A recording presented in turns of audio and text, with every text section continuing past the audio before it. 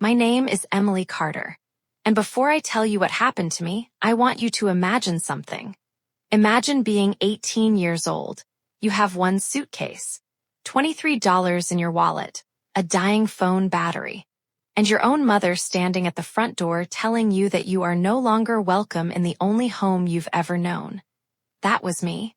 I still remember the night. It was a cold October evening in Ohio. The kind of evening where the wind pushed dead leaves across the driveway and made the windows shake slightly. I had just come home from my first week of community college. I was tired, hungry, and honestly excited. I thought my life was finally beginning. Instead, my father was sitting at the kitchen table with his arms crossed. My mother stood beside him. Neither of them smiled. "Emily," my father said, "sit down." I knew immediately something was wrong. I put my backpack on the floor. "What's going on?" My mother wouldn't look at me. My father took a deep breath. "We've decided you need to leave." I actually laughed, not because it was funny, because I thought they were joking. "Leave where?" "Anywhere." Those words still echo in my head. I looked at my mother. "Mom," she finally looked at me, and what I saw in her eyes wasn't anger. It was guilt, but she didn't stop him. My father continued. "You're 18 now, you're an adult, we aren't responsible for you anymore." I couldn't understand. I had never been a troublemaker. I didn't drink. I didn't do drugs. I worked part-time at a grocery store. I went to school. I helped around the house. So I asked the question that had been sitting in my throat. "What did I do?" My father looked away. "You know what you did." "No, Dad, I don't." My mother finally spoke. "Your father and I have been under a lot of pressure." "Because of me?" She didn't answer. Then my father said something that broke something inside me. "We have enough problems without carrying you too." I stared at him. Carrying me? I was their daughter, not a suitcase, not a bill, not a burden, their daughter. I started crying. I begged them to give me another week, just 1 week. I told them I'd find another job, I'd sleep anywhere, I'd take extra shifts, I'd even leave school. My father shook his head. "No." My mother walked upstairs. She returned with a black trash bag. She had put my clothes inside it, a few shirts, jeans, my old sneakers, a jacket, everything I owned. She placed the bag beside me. "Please don't make this harder." I looked at her. "You're my mother." She whispered, "I know." That answer hurt more than anything, because she knew exactly what she was doing. 20 minutes later, I was standing outside my childhood home. The front door closed behind me. I stood there holding one trash bag and my backpack. I waited. I thought maybe Dad would open the door. Maybe Mom would realize this had gone too far. Maybe someone would say, "Come back inside." Nobody did, so I walked. I didn't know where I was going. Eventually, I sat at a 24-hour diner. I ordered the cheapest coffee they had. I spent almost 2 hours staring at the same cup. At around 1 o'clock in the morning, a waitress named Linda noticed me. She came over. "Sweetheart, are you okay?" I nodded. Then I shook my head. And for the first time that night, I told someone the truth. My parents kicked me out. Linda sat across from me. She didn't judge me. She didn't tell me what I had done wrong. She simply said, "Do you have somewhere to sleep?" "No." She was quiet for a moment. Then she gave me the phone number of a women's shelter. That night, I slept in a small room with 2 other girls. I cried silently into my pillow. I kept thinking about my parents, about my bedroom, about family dinners, about Christmas mornings, about all the times my mother had kissed my forehead and told me, "You're my little girl." Now I was 18, and apparently I wasn't her little girl anymore. But I didn't know something that night. I didn't know that the decision they made would change all 3 of our lives. Because years later they would stand at my front door. Not as my parents. Not as the people who raised me, but as 2 desperate people asking me for help. And when I opened that door, they would realize that the daughter they had thrown away had become someone they could no longer control. Before we continue, if stories about family, betrayal, forgiveness, and unexpected second chances touch your heart, please take a moment to subscribe to the channel. Because this story isn't really about being abandoned. It's about what happens when the person you thought you could live without becomes the person you desperately need. And my story was only beginning. The first few months were the hardest. I worked mornings at a grocery store and evenings cleaning offices. Sometimes I slept at the shelter. Sometimes I stayed on a friend's couch. And sometimes I simply sat in my car after work because I didn't want anyone to know I had nowhere to go. I was ashamed, not because I had done something wrong, but because society makes you feel ashamed when your own family rejects you. I kept my parents' phone numbers. I never deleted them. For months, I hoped they'd call. They didn't. My 18th birthday passed, then Thanksgiving, then Christmas. That Christmas was especially painful. I remember standing outside a store watching families carry presents to their cars. I wondered what my family was doing. Did Mom think about me? Did Dad feel guilty? I almost called, but pride stopped me. Eventually, something changed. I stopped waiting. I found a tiny studio apartment. It was ugly. The carpet was old. The kitchen had 2 cabinets. The heating system made strange noises. But it was mine. I signed the lease with shaking hands. The first night I slept there, I cried, not because I was sad, because for the first time, nobody could tell me to leave. I started taking school seriously. I studied business administration. During the day, I attended classes. At night, I worked. I barely slept, but I had a goal. I wanted to build a life nobody could take away from me. By 22, I graduated. I got an entry-level job at a logistics company in Columbus.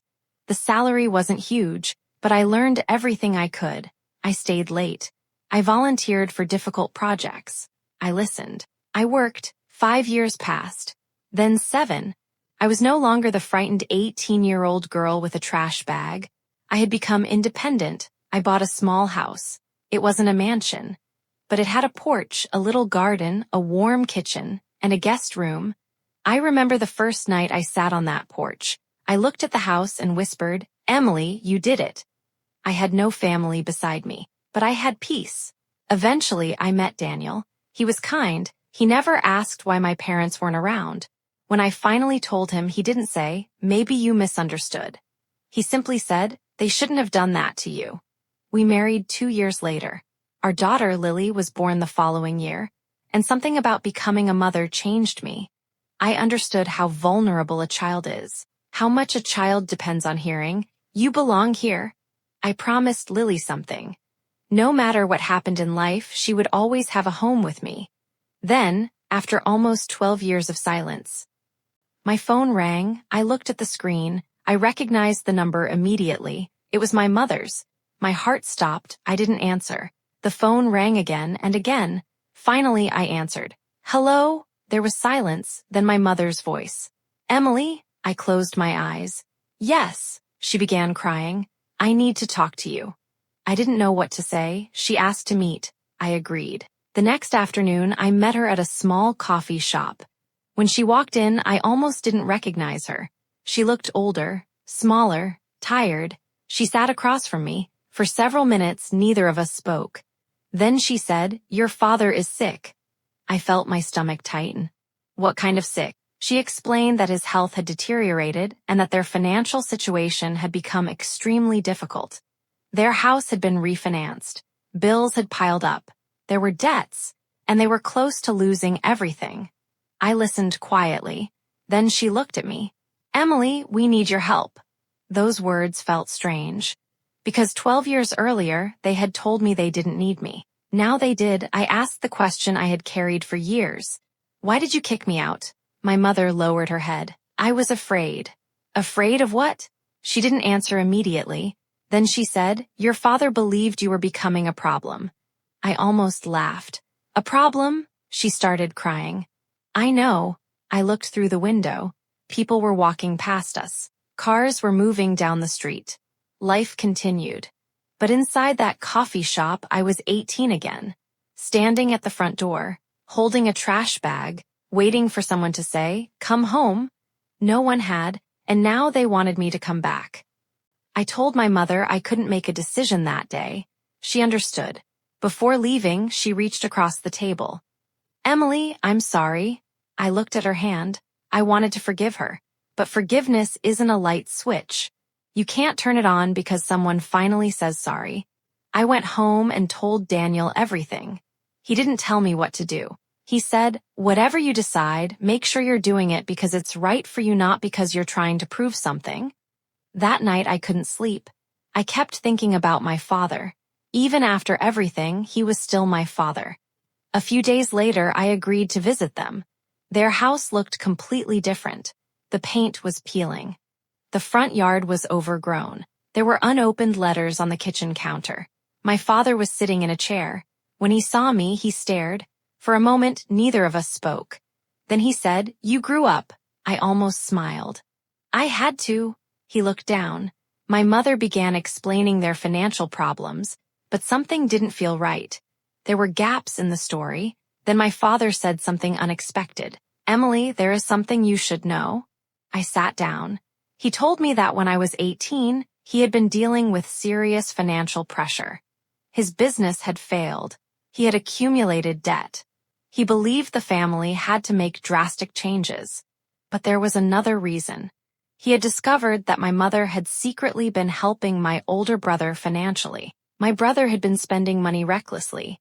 My parents had been covering his debts. When the money ran out, my father blamed me. Why? Because I was the only child who had a realistic chance of becoming independent. I stared at him. "So you kicked me out because I was easier to sacrifice?" He didn't answer. That was my answer. My mother cried. I should have stopped him. "Yes," I said. She nodded. "I know." Then my father said, "I thought you'd come back." Those words shocked me. "What?" "I thought you'd come back after a few days." I stared at him. "You thought I'd come back?" He nodded. "I never imagined you'd actually build a life without us." That sentence changed everything. They hadn't simply abandoned me. They had expected me to fail. They expected me to become desperate. They expected me to return. But I didn't. I survived. I grew. I became someone they never imagined. My father looked at me. "Emily, I made the biggest mistake of my life." I wanted to hear those words for 12 years, but hearing them now didn't erase the past. I asked him, "Do you know what I remember most about that night?" He shook his head. "I remember Mom putting my clothes in a trash bag. My mother covered her face. And I remember standing outside waiting for you to open the door." My father started crying. "I wanted to." "Then why didn't you?" He couldn't answer. The room became silent. Then my father whispered, "Because I was too proud." That was the first time I'd ever heard my father admit weakness.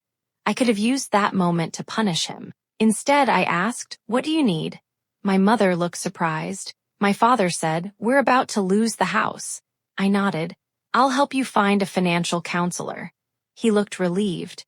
But then he asked, "Can you pay the debt?" I paused. That was different. Helping wasn't the same as rescuing. And I had learned something during 12 years of independence. You can love someone without allowing them to destroy you. So I told him, "I can help you make a plan, but I won't simply pay everything." My father looked disappointed. My mother looked ashamed, but I stood firm. For the first time in my life, I wasn't afraid of disappointing my father. I wasn't 18 anymore. I was 30. I had a husband, a daughter, a home, a life. A life, and I wasn't going to throw it away just to prove that I was still a good daughter. I helped my parents meet with a financial counselor. We created a plan. They sold unnecessary belongings. They reduced expenses. They negotiated their debts. I even helped my mother find part-time work. For several months, things improved, but rebuilding trust was harder. My mother called me often. Sometimes she cried. Sometimes she talked about the past. Sometimes she said, "I wish I could go back."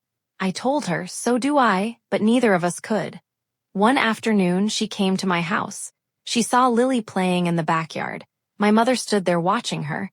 Then she whispered, "I miss so much." I knew what she meant. She had missed my wedding. She had missed Lily's birth. She had missed birthdays, Christmases, school events. Everything. I said, "You didn't miss those things because I stopped you." She nodded. "I know." Then she asked, "Do you hate me?" I looked at her. "No," she looked surprised. "I don't hate you." "Then why can't everything go back to normal?" I answered honestly. "Because normal is what hurt me." She began crying. I sat beside her. "I can forgive you, Mom." She looked at me. But forgiveness doesn't mean pretending it never happened. She nodded slowly. That became the beginning of our relationship, not the old relationship. A new one built on honesty. My father was harder. He struggled to apologize. Men like him often think providing money is the same as providing love. But eventually he came to my house alone. He stood on the porch. "Can I come in?" I nodded. He sat at the kitchen table. Then he placed something in front of me. It was an old photograph, me at 8 years old, sitting on my father's shoulders. I smiled. He looked at the photograph. "I was a better father then." I said, "You can still be a better father now." He looked at me. "Do you think it's too late?" I thought about it. No, and I meant it. But there was one condition. He had to accept that I was no longer a child. He couldn't control me. He couldn't manipulate me. He couldn't use guilt. If he wanted a relationship with me, it had to be based on respect. He agreed. Slowly, things changed. My parents became part of our lives again. Not every day, not perfectly, but honestly. My father came to Lily's school performance. My mother helped me cook Thanksgiving dinner. For the first time in years, we sat around the same table. I looked around, and I realized something. The family I had lost at 18 wasn't coming back, but perhaps something new could be built from the pieces. I thought the hardest part was over. I was wrong, because one evening my brother called me, and what he said reopened an old wound. My brother's name was Michael. Growing up, Michael was always treated differently. He was older. He was charming. He could get away with almost anything. When he made mistakes, my parents protected him. When I made mistakes, they expected perfection. Michael had been the center of the family for years, and now he wanted something from me. He called around 8 at night. "Emily, we need to talk." "What about?" "Mom and Dad." I immediately became cautious. "What about them?" "They've been telling everyone you saved them." I frowned. "I helped them." "Exactly. What are you getting at?" He said, "You have money now." I was silent. Then he continued. "I think you should help me too." I almost laughed. "Help you with what?" "My business." He explained that his business had failed. He had debts. He wanted me to invest. I refused. He became angry. "You helped Mom and Dad." "I helped them stabilize their situation. I'm not funding your business." "You think you're better than us now?" "No." "Then prove it." I hung up. The next morning my mother called. "Emily, Michael is upset." "I know. Could you talk to him?" "I already did." There was silence. Then my mother said, "He believes you're punishing him." I answered, "I'm not punishing him, I'm setting a boundary." That afternoon, Michael came to my house. He was furious. "You've changed." I looked at him. "Yes. You think because you bought a house and have a good job, you're better than everyone." "No, then why won't you help?" "Because I worked for what I have." He laughed. "You got lucky." I felt something inside me snap. "Lucky?" I told him about the shelter, the grocery store, the nights I slept in my car, the apartment, the college tuition, the years of working. "You weren't there, Michael." He became quiet. "You didn't see me crying because I didn't know where I would sleep." He looked away. Then I asked him, "Do you know what Mom and Dad said that night?" He didn't answer. "They said I was an adult." I looked directly at him. "So I became one?" Michael's eyes filled with tears. Then he said something I never expected. "I knew." My heart stopped. "What?" "I knew they were going to kick you out." I stared at him. "How?" He looked down. "Because Dad told me." I couldn't breathe. "And you said nothing?" Michael started crying. I was scared. Scared of what?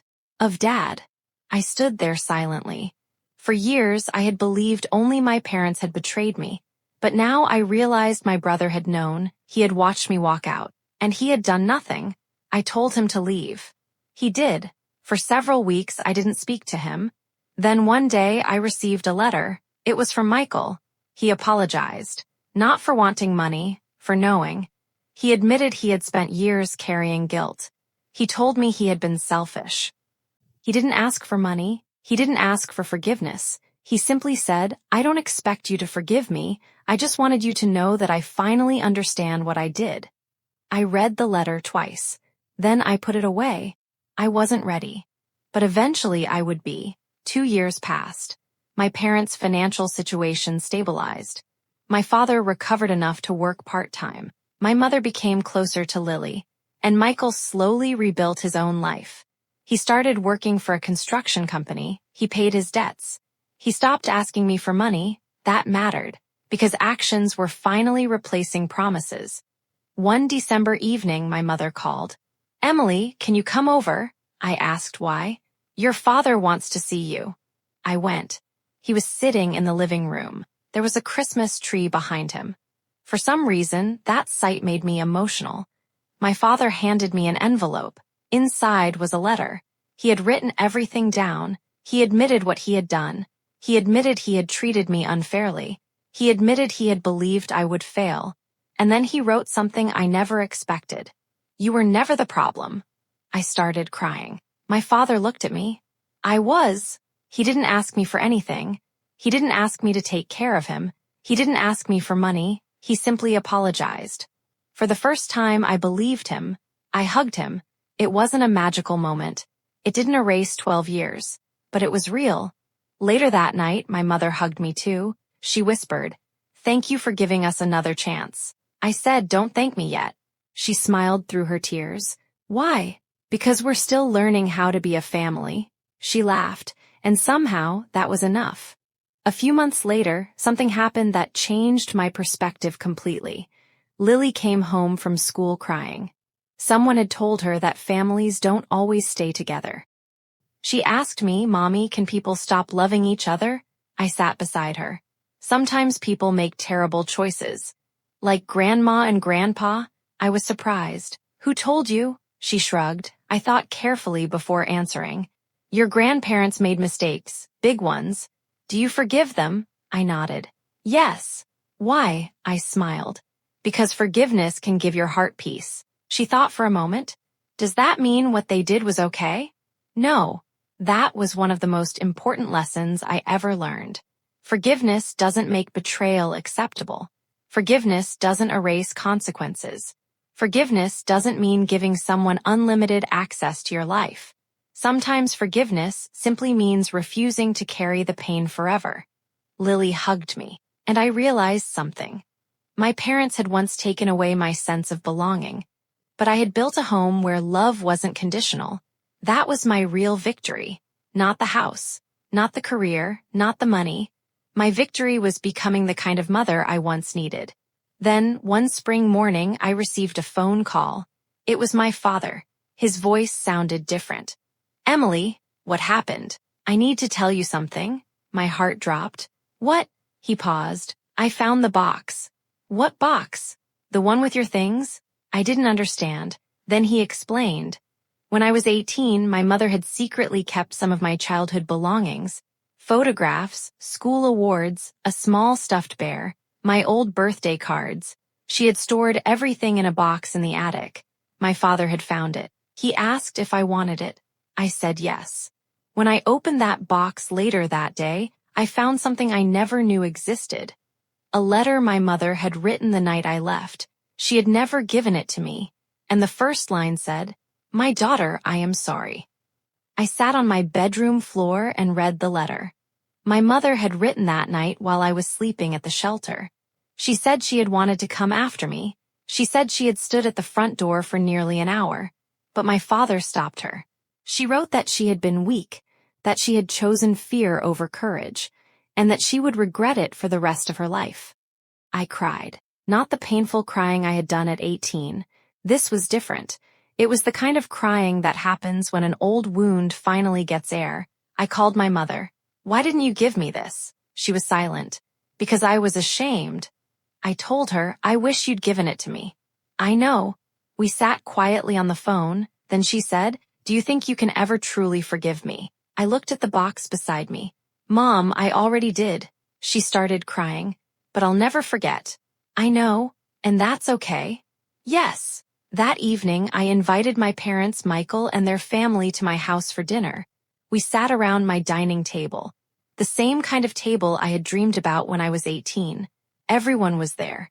My father looked around the room. Then he said, "You built all this." I smiled. "No." He looked confused. "I built a home." He nodded. "What's the difference?"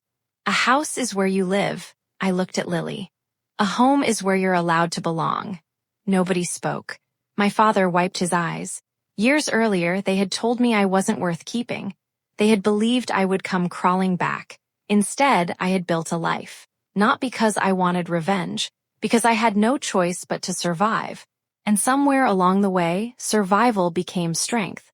Strength became independence. Independence became peace. And peace gave me the ability to forgive. But there was one final thing I needed to say to my parents. After dinner, I asked them to stay. I looked at my father. You once told me that when I turned 18, I became an adult. He nodded. You were right. He looked confused.